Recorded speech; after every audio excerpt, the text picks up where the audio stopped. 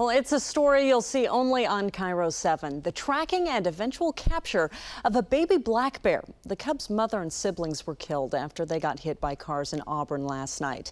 Cairo 7's Bob Branom was there as the frightened survivor tried to elude his captors. A baby black bear lies drugged and sleeping in the back of a state fish and wildlife pickup. How it got there is a story that's both happy and sad. I saw a shadow on the fence. I thought it was a burglar. It wasn't a burglar, but a young black bear that had scrambled up a giant tulip tree in the front yard of Doug Fredericks and Diane Lux.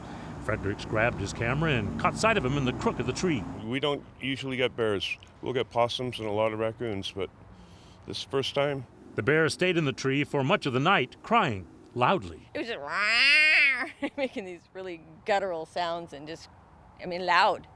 I'm surprised it didn't wake up the neighbors. It was that loud. The bear had reason to be sad. Hours before, his mother and two sibling cubs had been killed by motorists on nearby Highway 18. By mid-morning, the surviving cub had returned to a wooded area just below the highway. Now the search was on, with Auburn Police, Fish and Wildlife Agent Bruce Richards, and a specially trained bear dog named Mishka. With Mishka hot on his trail, the cub climbed a tall tree and may have thought he was safe as he made his way to the top. What he didn't count on was the marksmanship of Agent Richards, using a police officer's shoulder to steady his aim. The tranquilizer dart hit its mark, and in a few minutes, the cub came tumbling down. The cub was checked out, even given some mouth-to-snout resuscitation, but was found to be okay, just out like a light. Agent Richards says he's happy the cub survived, but sad 3 other bears died.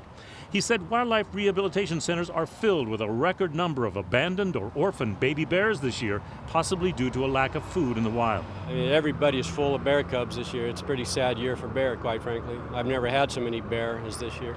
Richard says the cub will be taken to a wildlife rehabilitation center if they can find any room. In Auburn, Bob Branom, Cairo 7 Eyewitness News.